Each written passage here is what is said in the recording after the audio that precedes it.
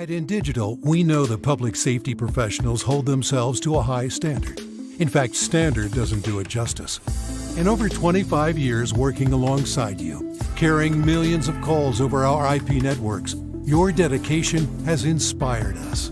That's why our ESI Net goes beyond industry standards, not only I3 compliant, but designed to adapt to future development for a network you can count on when it matters most.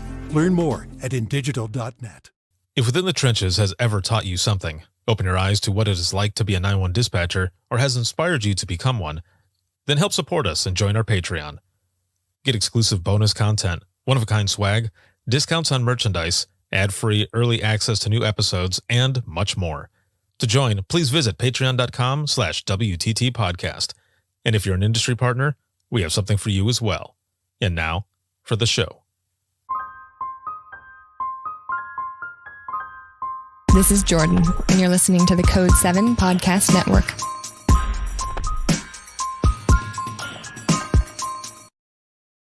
Warning.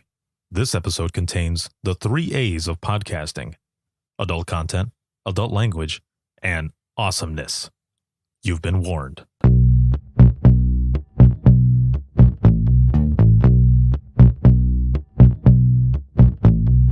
Welcome to Within the Trenches, true stories from the 911 dispatchers who live them.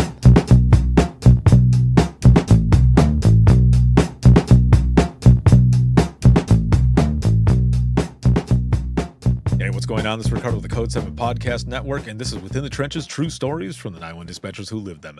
This episode is sponsored by InDigital, a leader in next-gen core services, and a big shout-out, as always, to subscribers of the podcast, whether it be on Patreon or Facebook. Thank you so very much for everything. I wouldn't be able to do what I do if it wasn't for all of you, but especially all of you who are watching, listening, supporting, sharing, all of it. So thank you so very much. Seriously, for the support, just all of it. It's been excellent. And if you want to become a supporter of the podcast at all, you can do so by going to links.co, and that is links with 2 i's.co/WTT podcast. Once again, that is links with 2 i's.co/WTT podcast. You'll find all of my information on there. Where you can find me on social media, where you can listen to the latest episode, where you can pick up a copy of Imagine Listening. Your Worst Day is Our Everyday, but also become a subscriber of the podcast and help support us, because shit is hard out there. So thank you, all of you. By the time this episode airs, we will have been past the National NENA Conference, and what I can say right now is that I am super excited for what is going to be going on there. It's hard to talk about it when it hasn't happened yet, because this episode is going to air afterwards. But I will say this: I'm going to have many books there for people to come in and purchase as well as sign. I was at the booth for with InDigital, who is one of the sponsors, for the sponsor of the podcast network, and I was out there doing book signings. They were giving away free books, so it's going to be an excellent time. And I look forward to seeing all of you in Nashville for the APCO conference. We're going to be doing something similar there as well. And just super stoked for all the awesome stuff that's going to be coming up, especially a surprise that'll be coming up as well, which today is June 13th. So what I will say right now is that a month from today, something awesome is going to happen. And that's all I'm saying. So I am super excited for my guest today. And we're going to be talking about a lot of stuff here. It's going to be an excellent episode. My guest today is Debby, and she's a 911 dispatcher, and she is with the Ada County Sheriff's Department out of Idaho. Yo. Hi. Good morning. Good morning. Actually, it's like 4:25 p.m. Eastern time over here. It's not morning. It's evening time. Oh, man.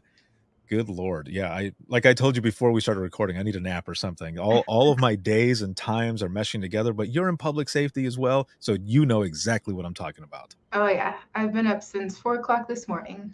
Oh, geez. And you're 2 hours behind me, I believe, right? Your mountain time? It's about 2:25 right now. Oof. Well, I'm in the future, so awesome. Things are the same, nothing else is different, but I am super stoked to have you here, and you are actually out of the same agency that my assistant producer is out of, and that is Dawn Shumway.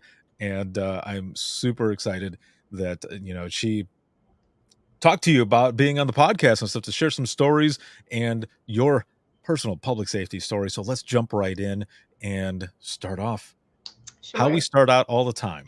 So how did you get started in public safety to begin with? How did I get started? Well, uh, I'm going to age myself right now. I graduated in 2002.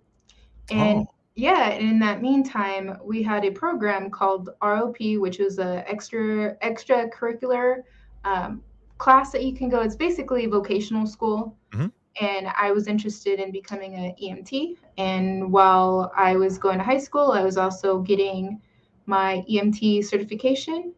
And that way, right after high school, I had some sort of way to support myself while I attended college. Oh, nice. Okay, so you say that you're dating yourself at 2002. I graduated in 1999, so I Oh, got you beat by a couple years. So we're right in there, yeah, we're in there around the same time and stuff. And I always think about a lot of the people that I've spoken to, they started around the same age as us. yeah. And when so a lot of my friends, right, and if you think about your friends as well, they were leading completely different lives. Well, like you and I Right. were already saving lives. Like, how crazy is that? Yeah, definitely. And for you to be in high school at the same time though, before you ended up graduating and Mhm. doing training and everything, let's go to that part of it.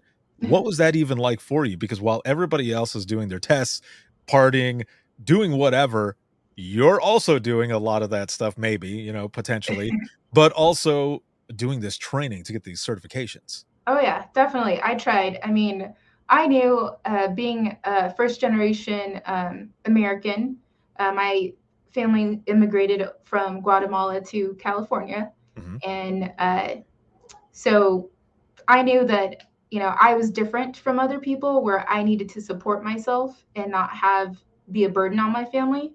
So definitely that was something that I personally wanted to do. And helping people, I believe, some people say it's a calling, and it Mhm. definitely was a calling for me. So, but I tried. I mean, I still had my party days. I mean, I still played a full time sport. But yeah, definitely, that is where it was at. Oh man. So you see that's also, I would say that's also that work ethic, right? Because Exactly. I would I'm trying to think. I think like my first job was with my parents. So I'll say this really quick as we talk about work ethic and everything. I had a moment as a teenager where I was telling my parents, I want these kind of pants and these Jordans and like all of this stuff for Yeah. school, right? And they said, well, why don't you buy it? And I said, well, I don't have any money. And they said, well, we'll take you to do what we did growing up. And me being a like, shitty teenager, I guess, right? A punk teenager. I'm like, I can do whatever you can do. Yeah. So 5 or 6 in the morning, they take me to pick blueberries. And that's what I did for a summer. Oh, wow. And once I was done at the end of that summer, which it was hell, um, they took me to the store to buy the stuff that I wanted to buy. Did I Yep. buy those fancy ass pants or those Jordans? Hell no, because I learned a lesson. So I say that because that work ethic, right? It starts early on, and like you were saying, you still had those party days. You still were playing a sport, Yeah. and then also doing all of this other stuff as well. And I think that kind of helps us.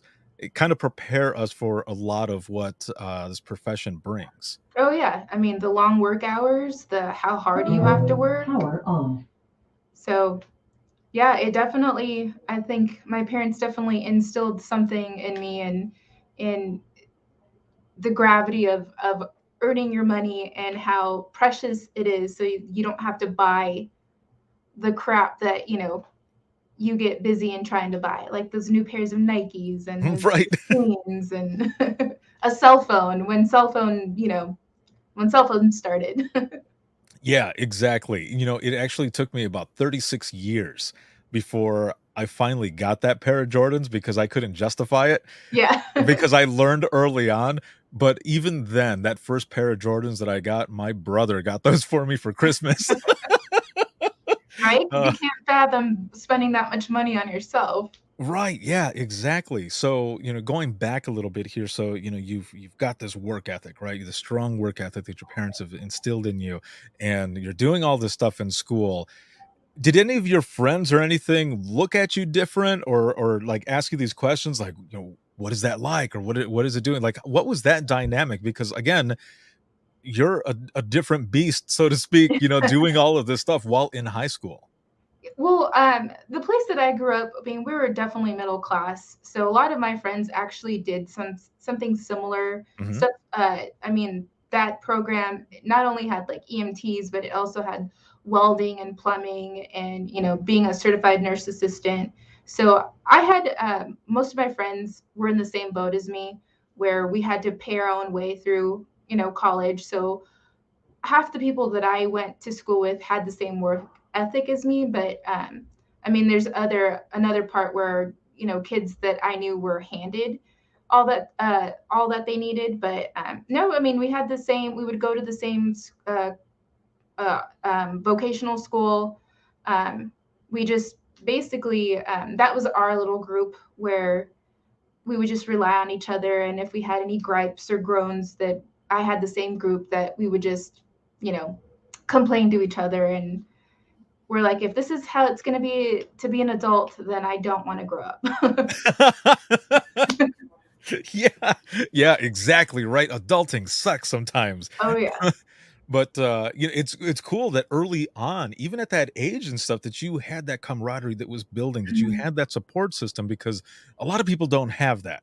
They don't have it, and, um, there are others in different places of the world that support and that camaraderie comes from a different path that sometimes leads Right. to the wrong path, right? But here, everyone is together doing all of this stuff, and that's a very cool thing to have early Oh on, yeah. because yeah, again, a lot of people don't have that. So how long, so after high school, did you go right into this field, or how did that work? So when I graduated high school, I was 17. You had to be 18 to actually work. So I had to wait a year. In the meantime, I was going to college. Mhm. But after that year was up, I found a job at a private ambulance company. And then as soon as I got the okay to start, I just basically just took off running. Met a couple of cool people. I mean, there was this guy who worked at that company that his name is, we called him Doc, Mhm. because he was just so long in being a medic that he knew everything. So he basically was a doctor. So I tried to shadow people like him and get that experience, and it was just very very cool to pair yourself with an older coworker that is willing to teach you. But definitely, it was a hard learning experience for sure. Oh man, yeah, I can't imagine, like, getting in there. There's it's one thing to be reading about stuff, right? And then training on, whatever it might be, or watching videos. But then when you get right into the thick of it, you realize, like, oh, this shit is real. Yeah, definitely. But then, to be able to have someone also, though, to kind of take you under their wing and actually show you, that is even better, because, a lot of times, and I don't know how it is for, the rest of public safety, but of course, as you know, in dispatch, a lot of times there are trainers that eat their young, and Yeah. you're just kind of there like, is this really how it is? It doesn't get any easier. Yes. but but you had that early on, so that is Yeah. good, and you were able to train. Yeah. So And early on, I knew you had to have thick skin for this job, mm, because if you can't take the punches, you are not going to survive. right. Yeah, when I first started dispatching, I remember my trainer, I will say, kind of like Doc, was a very seasoned Mhm. dispatcher. A little crusty, but, he was cool. And, he just showed me right off the bat a lot of the stuff that was there. The first call I saw him take, I observed, and then it was my turn, which I thought he was joking, but he was not joking. It was my turn next. But what he told me was, one, you have to jump into this job and you have to do it because it's the only way you're really going to learn. But Right. in order to do it the same way, he's like, you have to have thick skin, you have to have common sense, and you have to be human. Yeah. And those have always stuck with me. Right. But yeah, he was the same way. Mhm. So, you've been in public safety for about 18 years, right? And you've been dispatching for about Correct. 14. So those Mhm. first 4 was being an EMT then? So the first 6 years was a dispatcher, Mhm, and then eventually I got bored and I wanted more. So then I renewed my EMT license and then hopped on a bus. Um, then I figured out very quickly that I didn't want to be out in the field. mhm. So then I ended up going back into dispatching. Nice. So, going into dispatch, so you had been training already, right? You've been doing Correct. all this stuff EMT wise, but you go into dispatch. You had I guess you kinda had the radio part of it, right? Just kinda listening Yep. back and forth. Did you ever do a sit along for before you started those first 6 years? I did not. They had an opening and I applied and I got the job. And that's how, like I said, feet first into the water. And that's how I ended up being a dispatcher. And I loved it. Definitely loved it. It was something new. It was always everything new every Mhm. day. So, yeah, basically just getting up and going to work and like literally going into work, going, yes, I'm going into work. I love it. So it's interesting though that you say you got bored because there are a lot of things that happen, but, also though, so I can see that happening because when I very first started dispatching, it was in Central Florida, small police department, and it was me for Mhm. 8 hours. And small city, I mean, seriously, it was I believe it was about 12 sworn officers, and that is including the sergeant, lieutenant, and the chief. And then, the rest of them, and then there was a few of us dispatchers that were doing everything there in the office. And it would get boring there sometimes to the point where when I was working midnight shift, before my shift would start and the chief would leave for the day, this one time I jokingly said to him, and during this time, the PlayStation 2 had just come out, and I had purchased one, and I said, I said, "Coffee and everything does well to keep me awake, but it would be really cool to bring in my PlayStation 2 to play video games to keep me awake." And I started laughing, and he started laughing too, and he goes, "Whatever keeps you awake, as long as it doesn't interfere with your work, do what you gotta do." And I was shocked. I was like, "What?"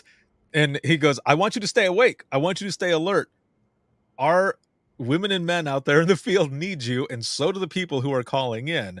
And he goes, "So if that's gonna work, go ahead because it would get boring in there. I would just be sitting there. There'd be Yeah. nothing." Exactly. That's amazing, though. That's better than my agency, old agency. Oh, yeah, that's how it was. I mean, it didn't happen all the time, but, I would bring it in on midnight shifts sometimes because I would just be sitting there, like, going forward, like, "Okay, I need to Oh, get yeah. up, I need to walk around, need to Yeah. splash my face." Yeah. We But had a television, but no matter how much that TV was on, you'd still tend to fall asleep a little bit. yeah, so we had a small TV in there, as well, and it had cable, but, I mean, it was, like, basic cable, so there wasn't a Yeah. lot of stuff. So, there was also a point where oh, man, you talk about dating yourself, here I go. I brought in and this is 2001, but I brought in a VHS player. That's awesome. Oh, that's horrible. And then when I brought in the PlayStation 2, that played DVDs, so then I would bring in DVDs and stuff every so often, but before that, it was a VHS player, and wow, that sounds horrible. That's like That's like being out on the road and seeing, a payphone and Oh telling my kids, "That's a payphone," and they're like, "Huh? What do yeah. you what do you mean that's a payphone?" I was like, "That was our cell phones." Yes, yes, it was. Oh, man. So, those first 6 years, now do you remember what that was like for you walking in? Like, what do you remember what you were seeing? Was there a lot of monitors, or what was that like for you? Was it overwhelming at all? It was overwhelming because we were expected to learn the area. So, Mm, in case your maps went down, you knew where to send your people at. So you definitely had to learn the area, and that was daunting to me. But I mean, the area that they had me dispatching for, I knew, so it wasn't anything hard for me. I think the thing that was overwhelming and daunting is that people have actual emergencies that I'm going to send help to. yes. And if you don't get it right, as my seasoned trainer would say, well, at least no one died today. You're like, okay. Yes. Yeah, yeah, exactly, and, yeah, when you're new and you hear that, you're just, "Okay." Yeah, exactly. Because I mean everyone has their first day, right? No matter what Yep. profession it is. And especially when you're, let's say, just for example, you're at a grocery store or somewhere where someone is using a cash register and they're like, "I'm so sorry, it's my first day." And you're like, "Don't worry about it. Everyone has their first day." But in dispatch, that's a little different. Oh yeah. And also when you start taking those first calls, Mhm. even more so, because you can have all the training in the world, but nothing really prepares you. And, of course, there's the foundation, right? There's that basic foundation of what you're Right. gonna be doing, the training, all of that. But when you pick up that phone and you start hearing somebody screaming, that heart starts pounding, pounding, pounding, Oh yeah. man. Definitely. So, what were those first calls like for you? Like, do you remember those earlier calls that you had in the beginning? I do actually. I know one particular incident, which I still remember now, and it's like I said, it's been 18 years, where a 6-year-old child, was given a hot dog, it was not cut up, and so it ended up getting stuck in her throat. And no matter what we did, we just could not. I felt like I couldn't help her because the mom could not help her own child. So I felt definitely helpless. And I know they got there fairly quickly. The ambulance did, but it just Mhm. took, and it felt so long.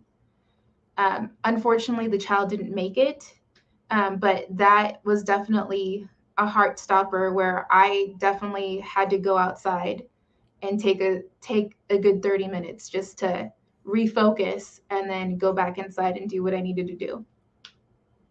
Whoa.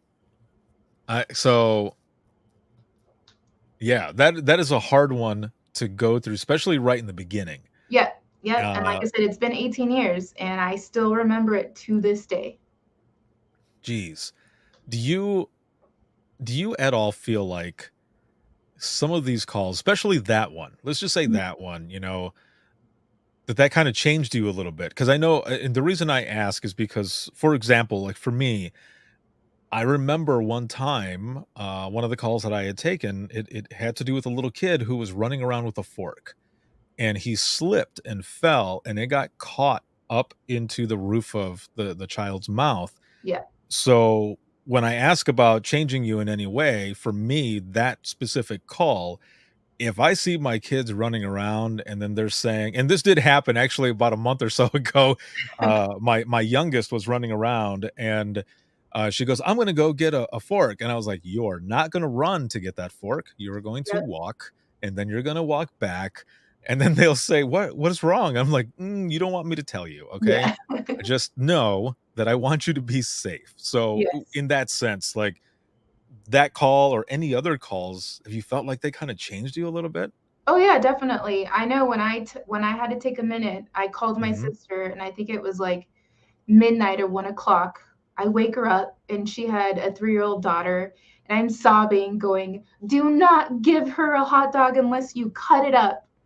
And she's she's like, "Are you crazy? What are you talking about?" I'm like, "I'm at work." And I explained what happened to her, and I'm pretty sure she thought I was nuts, and I was really upset because I'm waking her up at 1 o'clock in the morning, telling her not to give my niece a whole hot dog. Right. Yeah.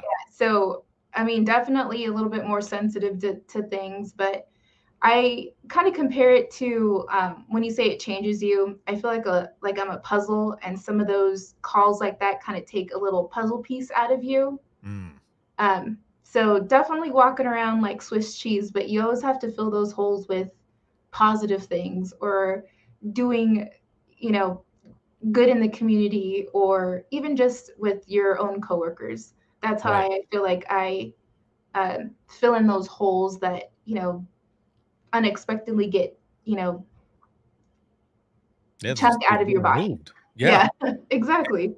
So let's stick with this for a moment here, because this is I love how you put that, but also what are some of those good things that you do to replace those? Because I think that's one of the things that people not only love about this podcast and hearing different stories, but also tips, advice.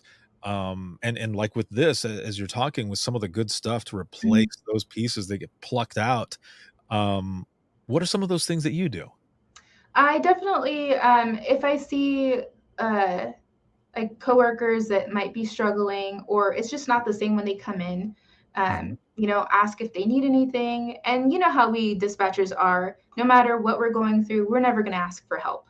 True. We don't do that. Yeah. um, I try to organize, pool parties for some of the dispatchers or just do good. If someone's struggling, ask them if they need anything. If not, like the next day, I'll bring them a coffee or I'll draw them a little drawing.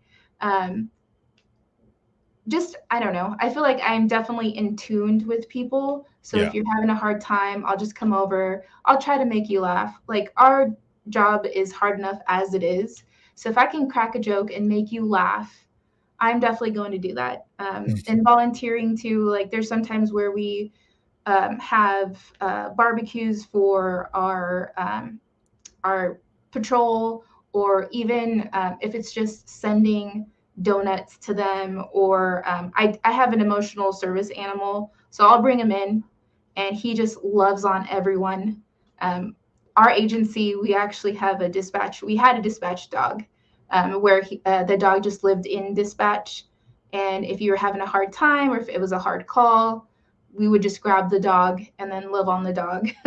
But I'll bring my dog in and he'll just love on anybody and everybody. So I mean, I feel That like, is awesome. yeah, I that's love how that. that's how I help or try to help coworkers. I so a lot of times people talk about like pizza parties and such, but you said pool parties. Yes. What is that all about? Well, depending on who's on my shift, because in my agency, there's it's called Blue and Gold. Some people work Saturday through Tuesday and then Tuesday through Friday. And if someone has a local, like a community pool, I'll send out a text message and say, hey, this Wednesday, I plan on going to the pool. If anybody wants to join, I'll be there around 1 o'clock. It's not anything mandatory. It's just, hey, putting it out there. Or we have a lake up here that we do a lot of paddle boarding, and I'll just put a message out there, and it's kind of fun with the response that people come, and I'll just be at the lake, and then we'll have 5 people come, 6 people come, or it's just the two of us or two of them, myself and another coworker, and just paddle around, get in the water, talk if there's anything that anybody wants to talk about. Um, my one rule is we don't talk about work, but sometimes, That's a good rule. yeah, sometimes it happens, sometimes it doesn't. But Uh, I think just to let out some steam. hold on one moment. All right, so we're back.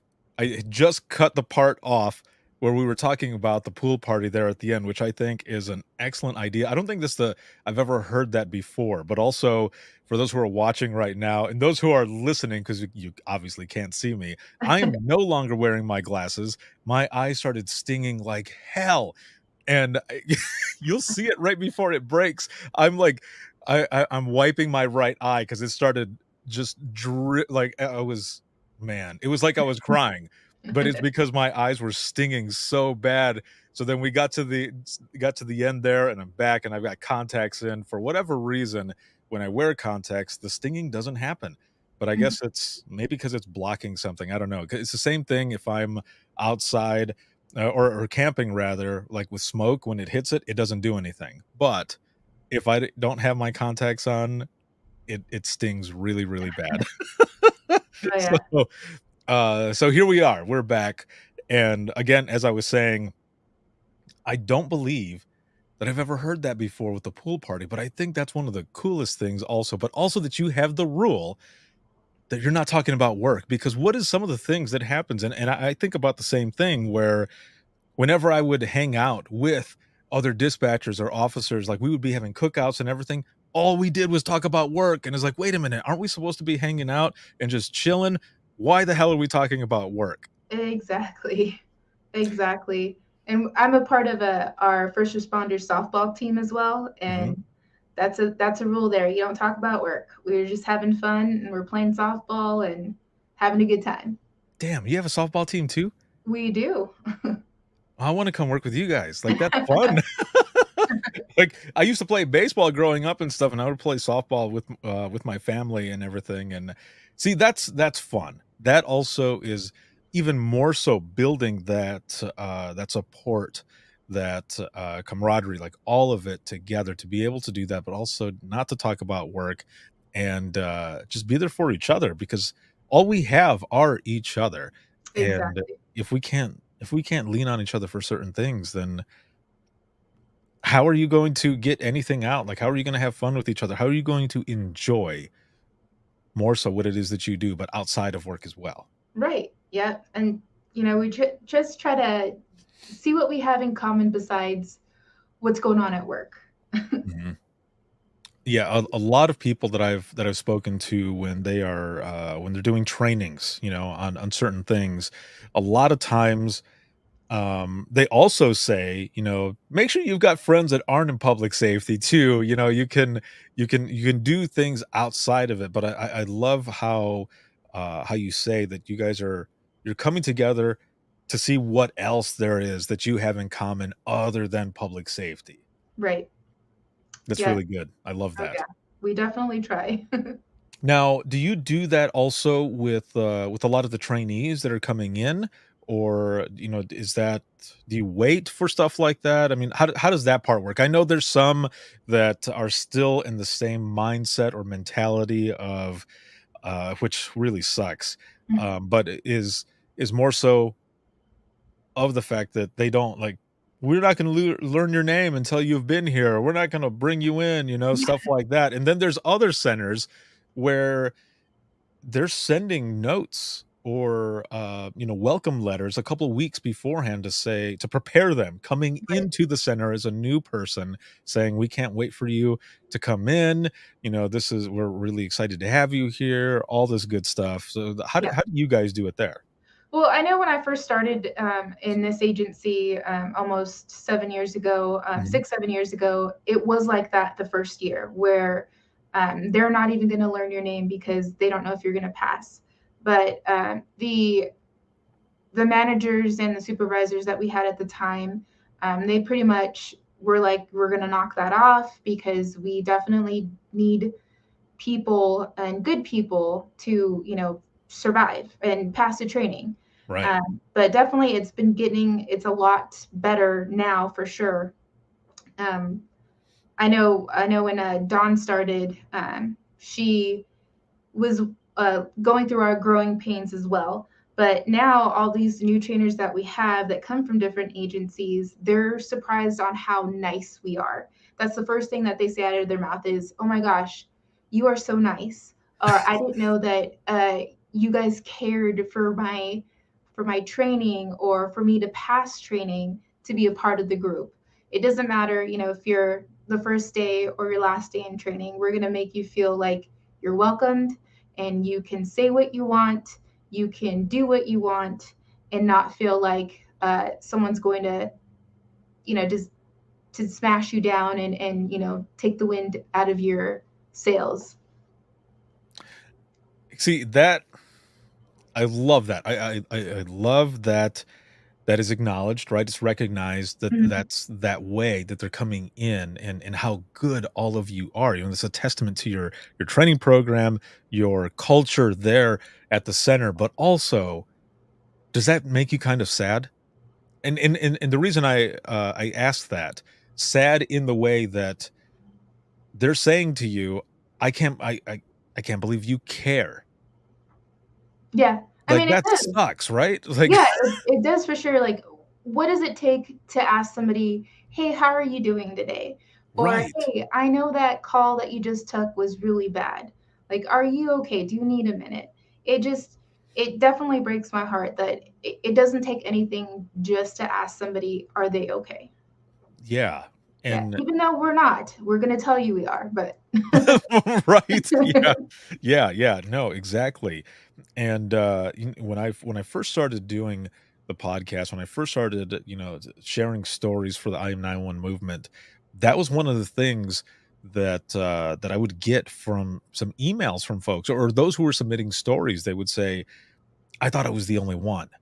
I felt alone for all this time, but reading these stories, I realized we all have a part of this in us and or we're all have a part of this that we're dealing with, and it's just great to read this and just to know that I'm not alone. And for your agency to have that type of culture where new folks are coming in and noticing, recognizing the good things that you're doing, that is top shelf. That's above and beyond, but that's what you want, right? And those who are watching and listening to this, that's the type of thing that you wanna strive for, where people are coming in and just realizing how good they have it, because those are the people who are gonna end up staying because of how good you are and the things that you are doing for them, welcoming them and fucking caring for them. Man, Yeah, which for sure. Which seems like an easy thing, right? Like you were saying, what does it take to say hello or to welcome someone? And some places they just don't because they're still stuck in that Yep, that mindset, and it sucks and it's sad. However, things are changing and they yep, continue to change. yep. It's amazing. Um so what about a call that kind of sticks with you? As long as you feel comfortable, of course, a call that sticks with you. I don't want to say it's necessarily a call. Well, one of our Mhm. dispatchers did take a call, but it was during our 911 Dispatcher Appreciation Week, where we came in and we found out that one of our deputies had committed suicide. And this was probably, do I want to say about 4 years ago, 5 years Mhm. ago now? Um, Definitely that still sticks with me, where I have a love and hate relationship with the 911 Dispatcher Appreciation Week, just because, yes, it's the week that we're celebrated, but also at the same time, it was, that first day was the day that one of our deputies had, I guess, had committed suicide. Mm. Yeah, that's definitely a hard one, as you said, that it's a bittersweet week. Hmm. But as you said, a love and hate relationship with it, because of course you celebrate what you do, what those who work with you do, 911 as a whole, but you have that memory. And I can see it being a trigger, leading up to that week. Yep. Almost, do you feel sometimes like you have to kind of prepare yourself as you're getting closer to it? Um, a little bit. I mean, it's definitely a reminder. because this deputy was so loved, Mhm. and everybody just wanted to be around him. And it's just every once in a while you don't think about it, but then it just hits you where you're like, oh yeah, this was the week. Mm. Now, when all of that happened, was there a debriefing at all, or were you just kind of Um, blindsided by it? no, we were prepared. I mean, I know when I walked into our center, I got pulled aside. Everybody who walked in got pulled aside and was told. And we definitely had a debrief. Our agency is um, they're very good at debriefing bad situations. Doesn't matter if it was somebody that we knew that committed suicide or if it was a bad call. We have people that are like our angels that come and we talk about the situation, and we're offered programs where if we still need to talk about it more, we have people that come in and talk about it, or you can go and reach out for help. And we have a first responders clinic just for first responders that we can get our needs taken care of, mentally, physically, um, everything in between. That is an excellent thing, Mhm. especially if they're folks that come from public safety, Yep. as well, because, they fully understand, right, what it is that you're going through, Yep. plus just the fact that you feel comfortable alone knowing that it's someone who comes from where you come from. And I say that because, we had, an officer pass away, and, um it wasn't to the magnitude of, what you dealt with. Um, it was just all of a sudden, this person passed, and it wasn't on the line, duty or, anything like that. But, we had somebody come in to talk to us, and I'm sure that they're a great support counselor. Mhm. However, they didn't come from public safety. They didn't really know how to talk to us, and really, once we told them what had happened, the first response was just like, "So how does that make you feel?" And we're just, "Okay." Yeah. Like, I didn't know where to go. We didn't know where to go. It just immediately didn't feel comfortable and stuff. And we did have somebody else come in who actually was from dispatch to talk to us, and really it was more of a support in silence type thing. Right. And just that alone was more helpful than anything else. So, it's always good to have folks that understand and come Oh from yeah. where you come from. Yep. Definitely does. It definitely changes the whole situation. So what about 2020? Now, I want to transition into this because we've learned a lot about you, a lot of different stories, which God, I'm so glad to have you on here to learn these, and some of the things that you're doing, especially that pool party, because everyone always says, "Oh, we do a pizza party, or we do this, or we do that," but that was very cool, and I'm sure a lot of people listening to this they're like taking notes, like, we're gonna we're gonna have to try to do it the way Debbie in Ada County does this, but as everybody knows who's watching and listening, 2020 went to hell and the Oh world yeah. stopped. Everyone was locked down, which it's crazy, right? You think about it, and I think about sitting at home, after work or whatever, or just on my phone scrolling and seeing COVID is, somewhere else. COVID is getting closer. It's getting closer. It's getting closer, and then it's around you. And shit is just going crazy, Yeah. but Yes. I continue to hear story after story, but also, seeing on social media story after story of essential personnel going in and literally risking their lives going in to continue their work as a first responder, and then coming home, but also being scared that they're going to pass on something to their children, to their Right. spouse, whichever. How hard was it on dispatch? And especially for you as well? Yes.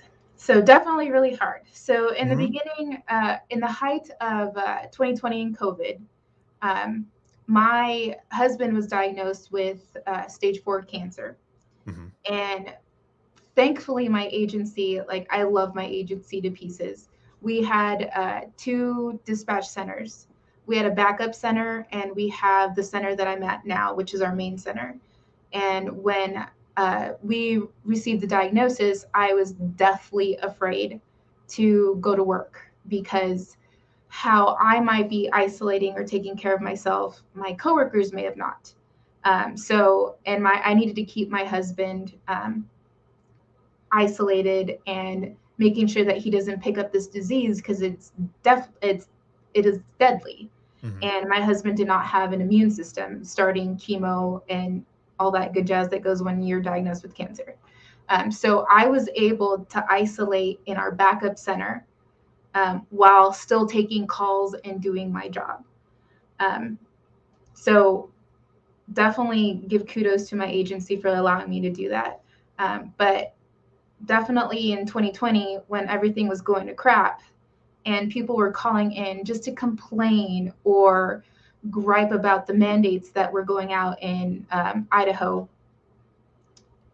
On top of that stress and people calling in and not treating us like human beings, basically treating us like animals, I had to come home from that stress to the stress of having to take care of my husband and making sure that he was doing well. So definitely my mind was not all there to say the least. Jeez. Okay, so people actually called in for the mandate stuff? Yeah, Like, people call in just upset with, oh, I got kicked out of the store because I was not wearing a mask. Well, yes, it's a store policy. We can't as officers tell a private, store that you have to let this person in. We can't tell people what to do. And so people would just call and just complain and just, like I said, treat us like animals, not even human jeez. beings. There's the lack of disrespect that we had over the phone. It just amazes me. The hard thing though is so this is one of the things that people don't understand. Maybe if you're doing something similar, or if you're in retail or food management or something Yeah, like that, you'll have people then coming face to face, but sometimes on the phone. But also, people call in and just rag on you and are upset. And of course, you have to think that they're not in the best state, but also we're human too. And exactly. sometimes in our heads only, you want to say something like, listen, if you want water, if you want food, put your stupid mask on. Like, it's Exactly. that easy. I'm sorry that you don't feel the same way, but I mean, if you really need to get those things for you or your family to survive, put on the mask and go inside. But of course, we can't say that, right? Right. Exactly. It's in our head, but you can at least say, that's like you were saying, it's a private business. It's a business. We can't go in there and say, hey, you need to let them do what they're doing without a mask. No, you can't do that. Like that doesn't work that way. This isn't Right. TV. Yeah. Yes. Yeah. And I know, and I mean, I know our agency wasn't the only agency that got calls like that. And then we also had, I don't know, it was in the news. I don't remember her name, but she was the Idaho park mom who got arrested in the park.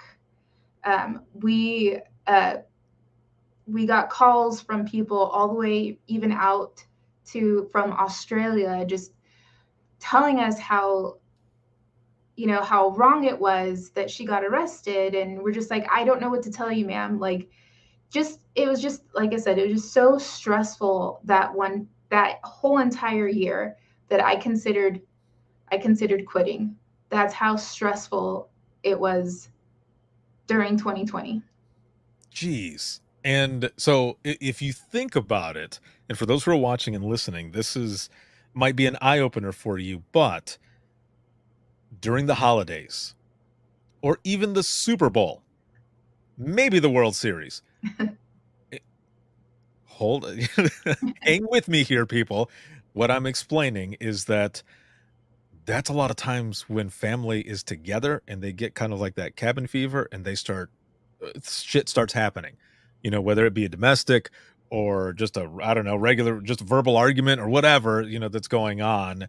Not anything physical or anything like that. But picture those moments. Those are sometimes some of the most calls come in to 911 because people are arguing on who's going to be winning for the Super Bowl, Yeah. or they're just family members who hadn't seen each other in a while and they might be shitty with each other, and then they go at each other and we get those calls. Now, think about that. Times it by that whole year, by 2020, because everyone is locked in together.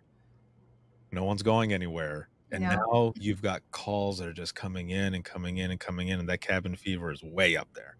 Oh yeah. Definitely. What were some of the calls that you guys were getting during that time? Was it stuff like that? Just people being angry about policies or mandates or anything? Or Yeah. was it a lot more domestics? Like what types of calls were coming in? Just a lot of people just upset with, mandates and policies. And like I said, this Idaho park mom who got arrested because she was at the park. And I know our policies in Idaho were anything out in public. I'm not quite sure exactly the policy, but Mhm. where they had, they had the parks uh, um, roped off so that way you can't transfer COVID. And just people calling in how ridiculous that is. And we'd try to explain, we don't make the policies, we just enforce them. But they would still go off. And sometimes it was just people wanting to vent, and we would just let them vent because there's really not much that we can do. I mean, we can't hang up on the person. um, we would just let them vent. That way they don't have to call back. Or, if we hung up on the person because we had to answer a 911 call. In our agency, we answer 911 calls and non-emergency calls, but Mhm. obviously 911 calls take precedent. We would say, hey, like, do you want to hold on the line? Or sometimes we're like, well, if you don't have an emergency, we'll just we would hang up on them and then answer the 911, but then they would call back even more irate because we had to hang up on them because we had to answer a 911 call. So definitely very stressful to say the least. And like I said, on top of that, we're human beings too. We have our own problems, and having to go back home and having to take care of my husband who is deathly ill. Oh, geez. And just in general, without the pandemic, people will call in for shit like, "Can you tell me the parade times? Can you tell me when fireworks go off? Yes. When are trick-or-treating times?" And sometimes that's on 911. You're like, "Why you're calling 911 for that? Yes. Call me on the non-emergency line. You're gonna get me again, and just don't wanna tie up this other line." And some of them do, right? Some of them will call the other line, and others Yeah. will just be kinda crappy with you, and you're like, "Look, you're calling me on 911 for parade times." But, um, looking at that call volume then for during that time when people were just locked in their homes and such, and going out and having to adhere to these policies, or whichever, do you feel like that call volume went higher than what it usually was without the pandemic? Oh, for sure. Here in our agency, every month we get monthly stats, your Mhm. stats, that how much 911 calls you fielded, how much non-emergency calls. And there's sometimes in a month, on a good month, I myself will take about 800 to 1,000 calls. And that's a mixture of 911 and non-emergencies. And then during COVID, I want to say it was twice that. It was just amazing on how many people called during that year, whereas compared to now, which I take, about 100 to 1,000 in a month. Whoa. Holy hell. Yeah. I can see where there was a during that time that you might want to quit. because Yes. that is some shit right there. Oh yeah. Wow. What were some of the things that you did just to kind of not so much pass the time, but to decompress? Because, like you were saying, you go through that all day, basically being treated like an animal, and then you go home and you're there with your husband, and Mhm. but you're also afraid as well, of what you might bring home. Like you said, he doesn't have an immune system already because of what he's battling, so that's a lot more stress to even do. I mean, I can imagine that, someone might say something to you, whether it be a coworker, friend, family member, or whatever, and then almost feel like you want to snap. And what I mean by snap is just in the sense of, do you have any idea what I'm dealing with? I've dealt with this all day. Now I'm here at home and it's just piling on. How do you decompress from that? Well, I know during that time, I basically was isolated from everyone. I Mhm. literally was doing my job in a dark basement, also communicating with my coworkers in this building. And I would go home, I would go to work, be isolated, work by myself, and then I would go home and be isolated with my husband. And thankfully, my husband and I, we were together for 20 years and we got along great. So we would watch television or, play games, puzzles, just stuff that we did together, but definitely keeping him safe. Like if I had to go out to the store and pick up some groceries, I would go during the morning times where here in Idaho, we had um, a time that was only open for vulnerable adults and the older population before the crowd started. Mhm. So I was able to do that, or I would order groceries and just make sure, like I said, that my husband was safe at the time. But definitely, that's where I started to feel where um, my mental health was starting to decline because I was isolating. I literally isolated for 16 months, going to work by myself, and then coming home and not doing anything and just staying with my husband. Man, and a lot of times too, when we're in dispatch, if we're working with others, you kind of need, that conversation, or especially after a hard call or something, Yeah, to be able to talk to someone who is next to you, who is going through some of the same shit, right? right. And maybe crack a joke or whatever, but you were by yourself that whole time, and that has to, one, take a toll on you, but also be kind of confusing and hard communication wise, because you don't have anybody else in there. You can't, and Yeah. depending on how your center is, like mine, we had two consoles on one side, two consoles on the other side, and then the supervisor was up at the top, Mhm. and we could yell something over or talk, but you don't have that. You're No. just there by yourself. Yep. I'm there by myself. I mean, I can communicate through an intercom system, Mhm. but definitely, if I needed something, it was just me. It was by myself. Oh man. So kind of transitioning from how hard it was in dispatch and everything for 2020, there was also a personal tragedy. Can you talk about that? Yeah, so unfortunately, my husband ended up passing away due to his disease, and My and that condolences. was yeah, and that was towards the end of the mandates being lifted, and so not only did I feel like I isolated, it felt like I isolated for no reason because he ended up passing away, and on top of all that, I mean you go on bereavement and you try to deal with what happened personally, but then also coming back to tragedy still is definitely took a decline on my mental health. Again, my condolences, and I can't even imagine, because as you were saying, it felt like you were isolating for nothing. You almost feel like you missed some of that time, right? Exactly. And then you go back into the center, and all of this, I mean, did that itself almost feel kind of like a trigger in a sense?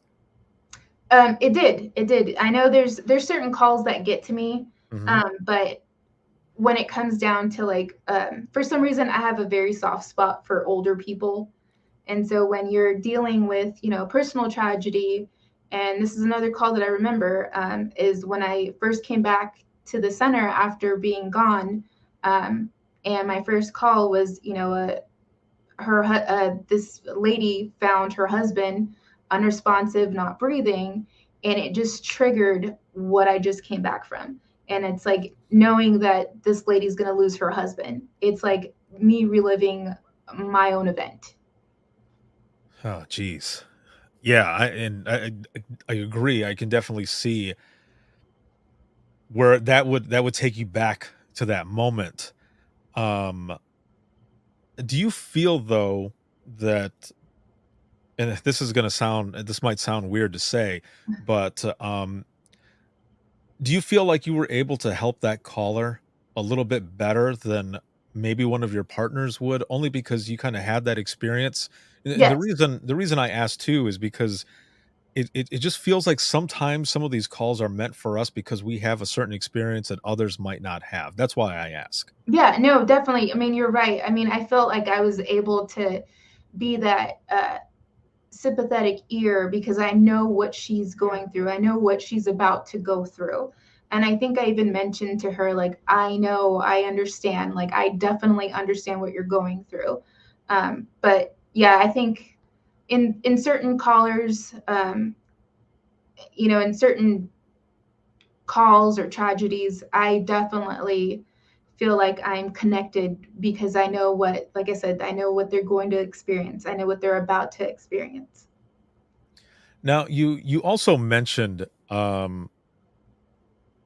another call that you remember, another incident with the first responder um, suicide. Hmm. Now, was that the same one that we talked about just a little bit ago, or was this another one? This was another one. This Okay, was another call. and please share it if you can, please. About the deputy or about the one where the husband passed away. The husband. Okay, This was yeah. one and the same. This was the one. The one that I just told you about is a Mhm. different one, but it was just after I had just come back from bereavement. That was one of the first calls that I got about, the lady woke up and her husband was unresponsive, Okay. not breathing. I'm trying to get her to do CPR, but from the what she was describing, her husband was already gone. So So, go ahead. yeah, so it just made me. I know as soon as I hung up with her uh, after I got her help, it was one of those. Am I ready to come back? Do I want to come back? Yeah. It was to the point where definitely I myself needed help. It's it's good to hear you say that, but and also for others to hear you say it, because I think a lot of times we don't want to admit that, right? Because Right. there's this stigma still in, in this profession and other professions, that if you're asking for help that you're weak or whatever. And it's not that. It's more courage and it's more bravery to be asking for that help.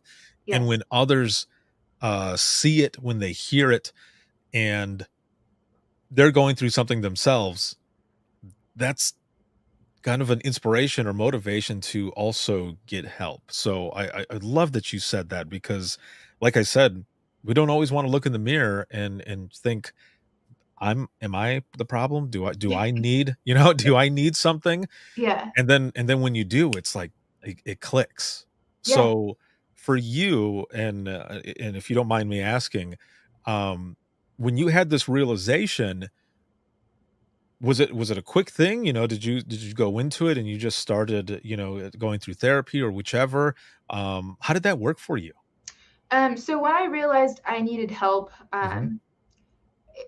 actually one of my coworkers, they were seeing a therapist, and I had gotten the information from her. And I know it took me about a week before I decided to reach out to this therapist, who was a former law enforcement officer. Mhm. So he knew definitely what we were going through. But I was definitely in a dark place to the point where I knew if I didn't get help, um, that me taking, I guess, or trying to help myself was not going to work. I was definitely in a dark place, depressed. Some people, you know, uh, go for the bottle, take a drink. And I noticed myself that I was hitting the sauce pretty hard, to say the least. I mean, that's definitely where you go. So Mhm. I knew that I needed help. And when I reached out to this therapist, I'm glad I did. And it's that saying, it's okay if you're not okay. But realizing the fact that you need help is definitely courageous to actually go and seek that help before it's too late. I am so happy that we connected and that we're doing this episode because that is amazing advice and for others to be able to hear that because a lot of times we don't realize that things that we are indulging Mhm. are masking what the issue is and we don't look at it and also once you start to make that change and once you take that first step and let's just talk about just alcohol just right now just as an example.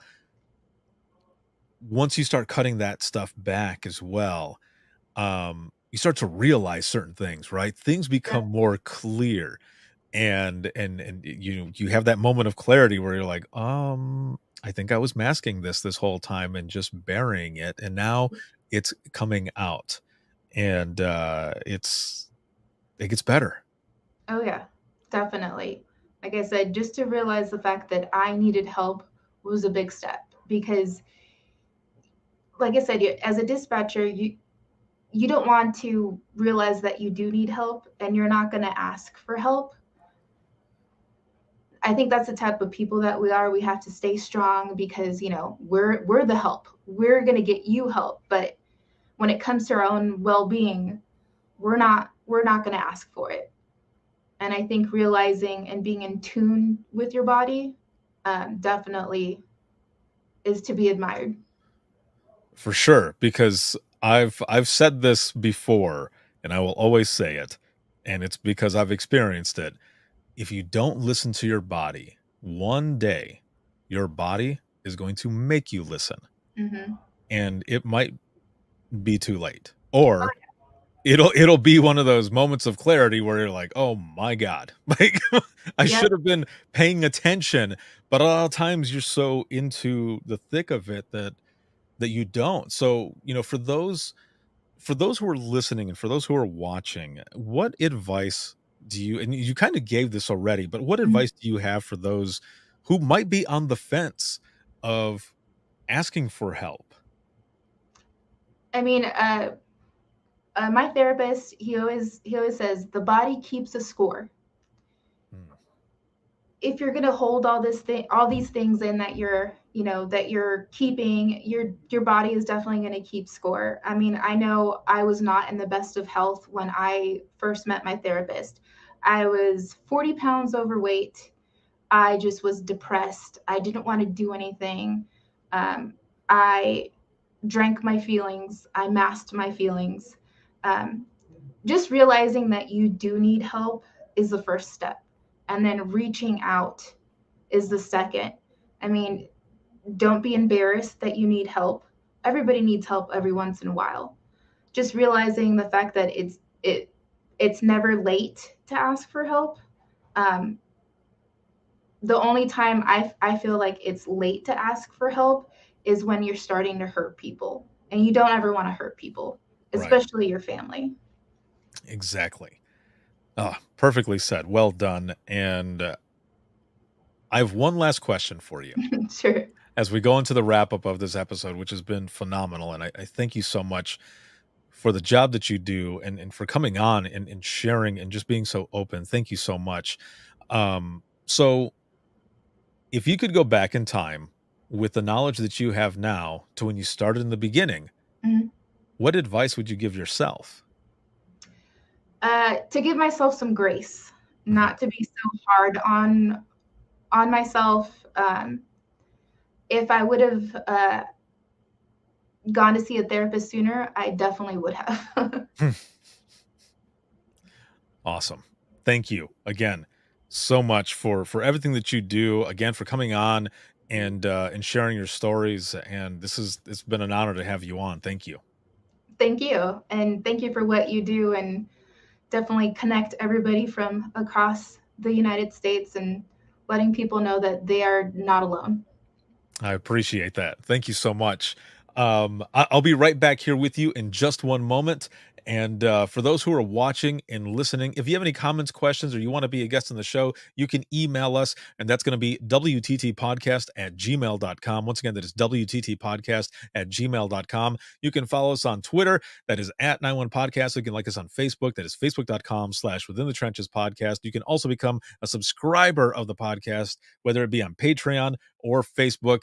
And to do all of that easily, just simply go to what's on the bottom left-hand corner. If you're listening to the audio, I will tell you now, it is links.co/WTT podcast. Once again, that is links, and that's with two I's. Links with two I's.co/WTT podcast. You'll find everything there in one quick bio page. And it's just set up there easily for you to find and go to. You can also go to the store and so much more. So make sure to check that out. I appreciate it. And this episode, as always, has been sponsored by In Digital, a leader in next gen core services. And shout out to all the subscribers of the podcast. This can be seen on Facebook, YouTube, LinkedIn Live, as well as Twitter Live. And then for the audio, you can listen 24/7 on Apple Podcasts, iHeartRadio, Spotify, your favorite podcasting app, and within the trenches.net. Have a good one, everyone, and we'll see you in the next one.